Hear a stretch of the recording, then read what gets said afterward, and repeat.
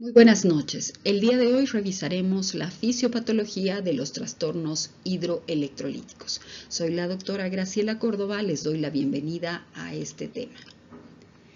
Bien, el equilibrio entre el agua y los electrolitos es esencial para mantener las funciones fisiológicas clave, ya que permite regular la presión osmótica, el volumen sanguíneo, el pH corporal y el funcionamiento normal de células y tejidos. Los trastornos hidroelectrolíticos no constituyen una enfermedad por sí mismos, son la consecuencia de múltiples alteraciones, las cuales tienen efectos nocivos, y el tratamiento debe tratar la causa y el trastorno. Nuestro cuerpo está constituido por múltiples sustancias: agua, grasa, hueso, músculo, entre otras. Pero de todas ellas, el agua es el componente mayoritario. Constituye más de la mitad, entre el 50 y el 60% del peso corporal total. Y en su mayor parte, entre 75 y 80%, se encuentra en los tejidos metabólicamente activos. ¿Cuáles son estos? 86% en los pulmones, 90% en la sangre, 22% en los huesos, 75% en los músculos, 86% en el hígado y 75% en el cerebro. El agua corporal total representa aproximadamente el 60% del peso corporal en el hombre y entre el 50 y 55% en las mujeres, de los cuales el 80% se encuentra, dijimos, en los tejidos metabólicamente activos. Por lo tanto, su cantidad va a depender de la composición corporal y, en consecuencia, de la edad y del sexo. La cantidad va a disminuir con la edad y es menor en las mujeres. El agua se distribuye entre los compartimientos intracelular y extracelular. El intracelular representa aproximadamente 2/3 del agua corporal total. Y el extracelular comprende 1/3 del agua corporal total y se divide en líquido intersticial y plasma o espacio intravascular. El volumen intravascular también tiene dos partes: el sector venoso, que es un reservorio de sangre, y el sector arterial, que es el importante fisiológicamente hablando y constituye el volumen circulante efectivo, el cual asegura la perfusión tisular. Podemos ver acá la composición de las soluciones cristaloides más utilizadas. Podemos ver la solución salina o fisiológica al 0.9% con una concentración de sodio de 154 mil equivalentes por litro. No contiene potasio, contiene 154 mil equivalentes por litro de cloro.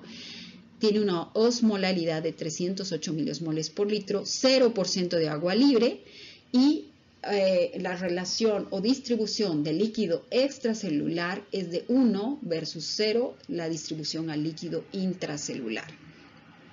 Esto es importante de detectar para saber qué tipo de soluciones debemos utilizar al momento de reponer pérdidas intravasculares. Podemos ver en contraposición la solución Reicher lactato, que es otro cristaloide muy utilizado en nuestro entorno, que tiene una concentración de sodio de 130 mil equivalentes por litro, una concentración de potasio de 4 mil equivalentes por litro, de cloro de 110, contiene 27 mil equivalentes por litro de lactato que se convierte en bicarbonato en el organismo.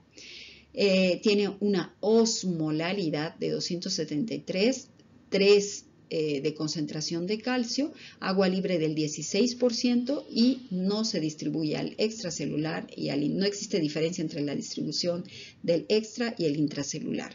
Podemos ver la composición del glucosado al 5%, no contiene electrolitos, tiene 5 gramos por 100 ml de glucosa, una osmolalidad de 278, 100% de agua libre y una distribución 0.33 en el espacio extracelular versus 0.67 en el intracelular. Esto es importante, como les digo, al momento de reponer pérdidas de sangre, que de preferencia debe realizarse con solución cristaloide salina al 0.9%. ¿Cuáles son los electrolitos principales? Aquí podemos ver que el sodio es el principal catión de líquido extracelular y este es crucial para la regulación del volumen de líquidos y la función neuromuscular. Por otro lado, tenemos al potasio, que es el principal catión del líquido intracelular para la función muscular y cardíaca. Tenemos también al cloruro, que es el principal anión del líquido extracelular, que ayuda a mantener el equilibrio ácido-base, básicamente, y la presión osmótica. El calcio, que como ven en este gráfico, mantiene una concentración relativamente elevada, bueno, una concentración más bien baja a nivel del plasma sanguíneo y del líquido intersticial, y es fundamental para la contracción muscular, la coagulación sanguínea y la transmisión nerviosa. Tenemos al magnesio, esencial para la función enzimática y la estabilidad de las membranas celulares, entre otros. Bien. El mantenimiento de un volumen constante de líquido extracelular requiere que los riñones regulen la excreción urinaria de sodio y de agua y mantengan el sodio corporal dentro de los límites normales. La regulación de este volumen está dividida en dos mecanismos, sistémicos y renales. Dentro de los sistémicos tenemos el mecanismo de la autorregulación por cambios en los niveles de presión arterial, la presencia de receptores de volumen auriculares, varoreceptores a nivel de arco aórtico y senos carotídeos y osmoreceptores. En los mecanismos renales tenemos el índice de filtración glomerular, el sistema de renina, angiotensina, aldosterona, el factor natriurético atrial y la hormona antidiurética.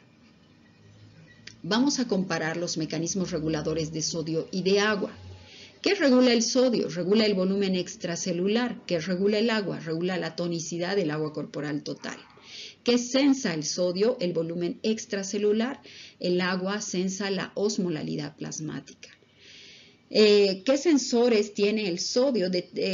¿Qué funciones van a cumplir los sensores de sodio? Detectan los cambios en el volumen extracelular y están ubicados a nivel del seno carotídeo, atrial y la arteriola aferente. ¿Y cuáles son los sensores de agua? Estos van a detectar cambios en la osmolalidad, son osmoreceptores a nivel hipotalámico. En cuanto a efectores de sodio, van a modificar la excreción renal de sodio generando un filtrado glomerular a nivel del sistema nervioso simpático, del sistema renina-angiotensina-aldosterona, prostaglandinas, péptidos natriuréticos y hormona antidiurética. Con el agua, ¿qué ocurre? Con estos efectores modifican la ingesta de agua por la estimulación del centro de la sed y la excreción de agua por la producción o estimulación de la liberación de la hormona antidiurética. ¿Cuáles son los mecanismos de regulación del balance hidrosalino? Tenemos al sistema renina-angiotensina-aldosterona, que regula el volumen sanguíneo y la presión arterial, controlando la reabsorción de sodio y de agua a nivel renal. Tenemos la presencia de la hormona antidiurética, que controla la retención de agua en los riñones, afectando directamente la osmolaridad del plasma. Tenemos al péptido natriurético atrial, que promueve la excreción de sodio y agua, reduciendo el volumen sanguíneo y la presión arterial. El equilibrio ácido-base, la regulación del pH corporal a través de los pulmones y los riñones, también influye en el balance de electrolitos. Por eso es importante recordar. Aquí tenemos la presencia de factor natriurético atrial, vasopresina o hormona antidiurética, el sistema renina-angiotensina-aldosterona como reguladores del tono vascular y de la concentración de agua y de solutos.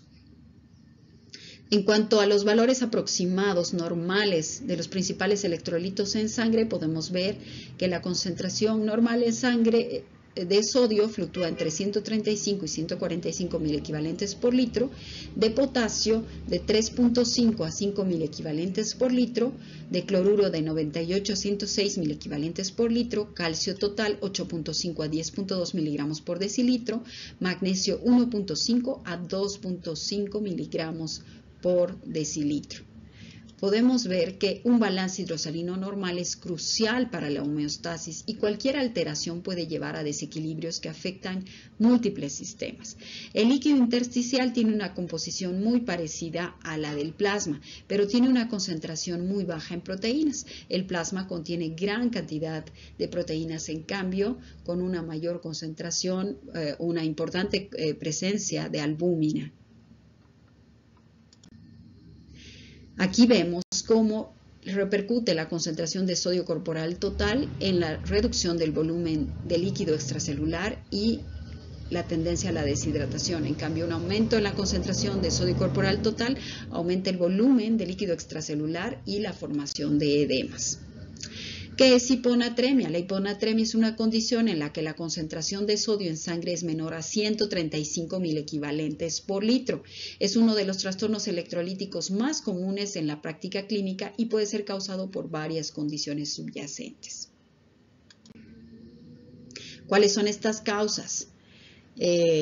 Tenemos la hiponatremia con osmolaridad aumentada, causada por un aumento de la concentración de azúcar en sangre. Tenemos la hiponatremia con osmolaridad normal o pseudohiponatremia por la presencia de hiperlipemia o hiperproteinemia severa o la administración de inmunoglobulinas.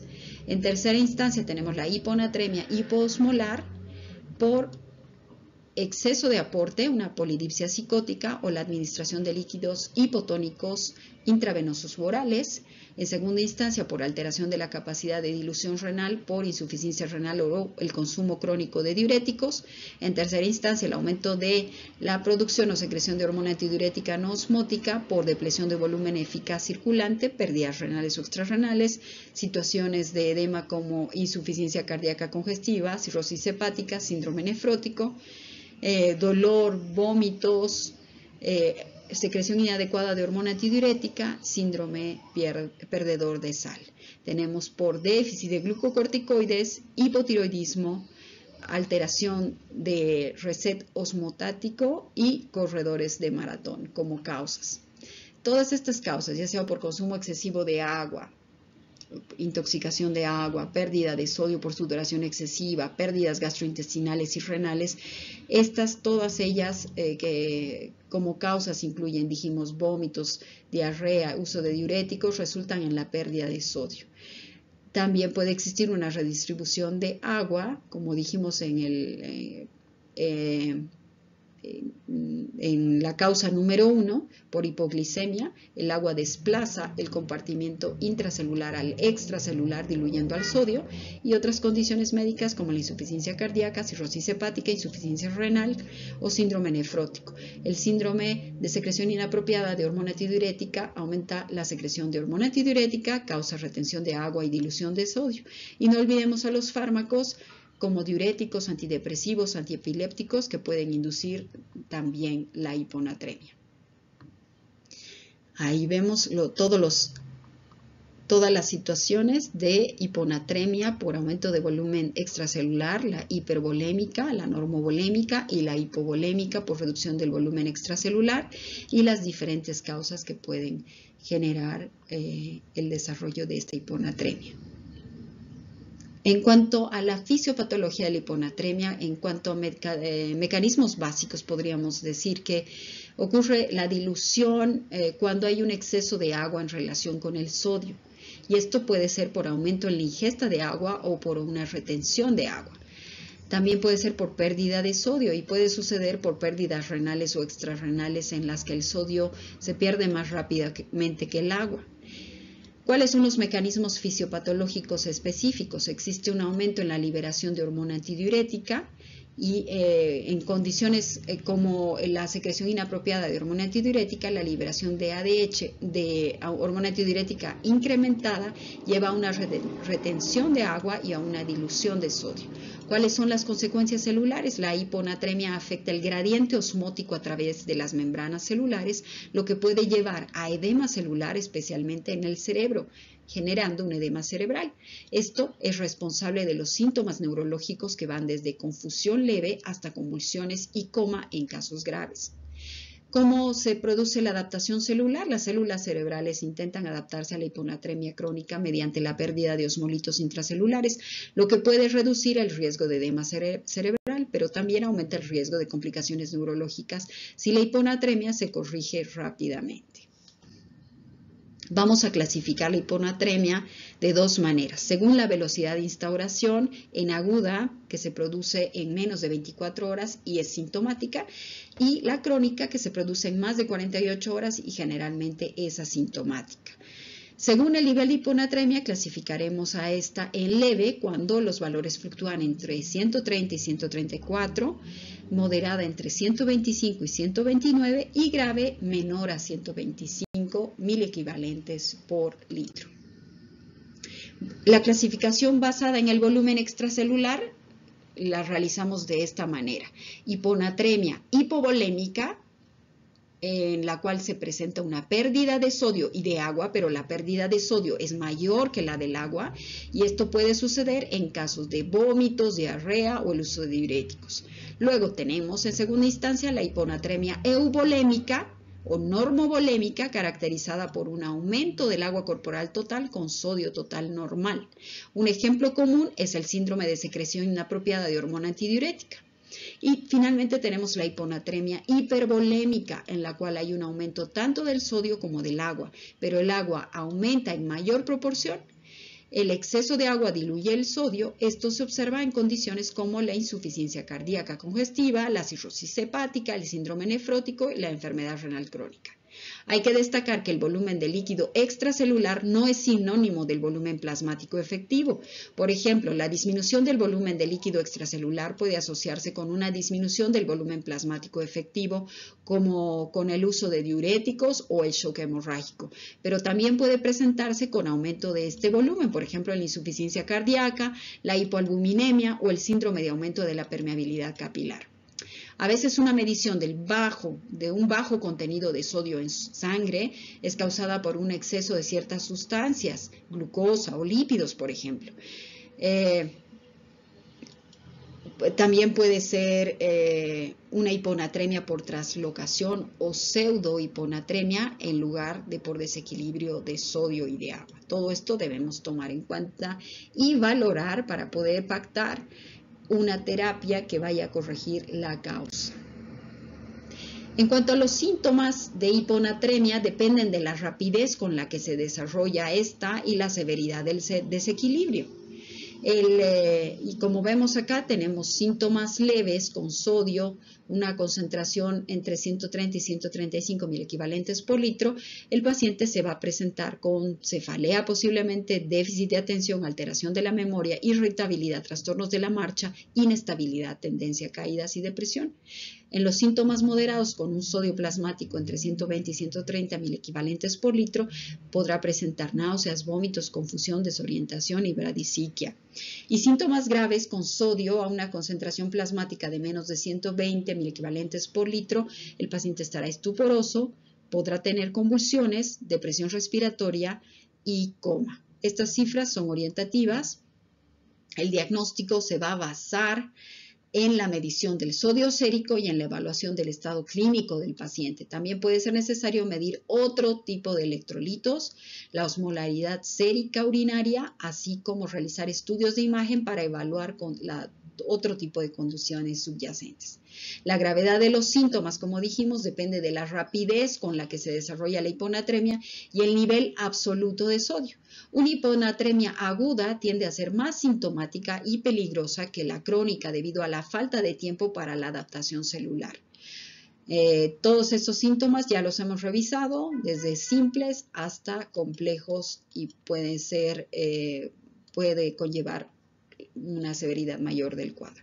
Estos son otros datos de laboratorio que debemos solicitar para concluir la causa de la hiponatremia.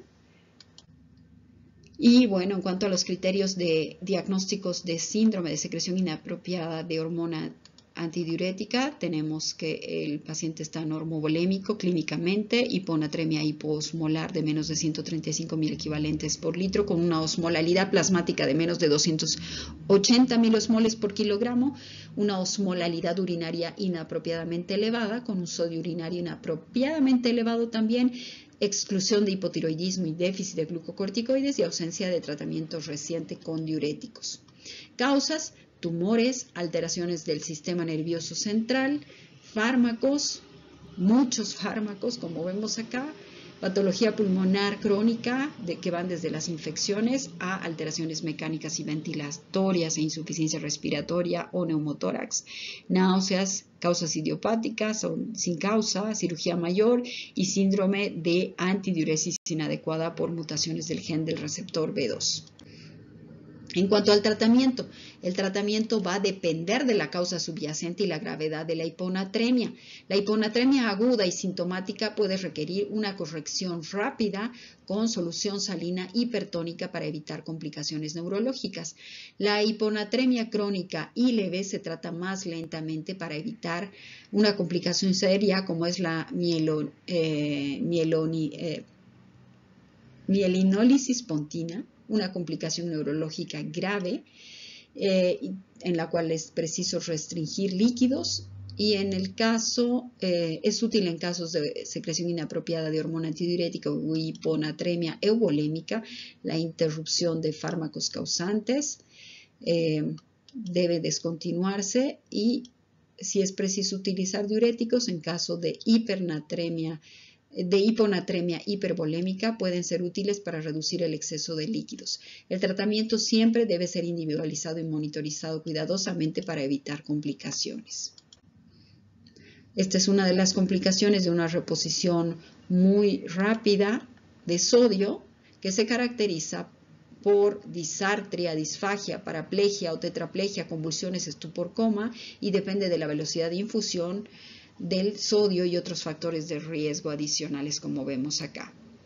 El sodio plasmático no debe ascender más de 10.000 equivalentes por litro el primer día y de 18 el segundo día para concluir el tratamiento. Caso contrario, existe riesgo de mielinólisis pontina central o síndrome de desmielinización pontina, como vemos acá, osmótica, de tipo osmótico.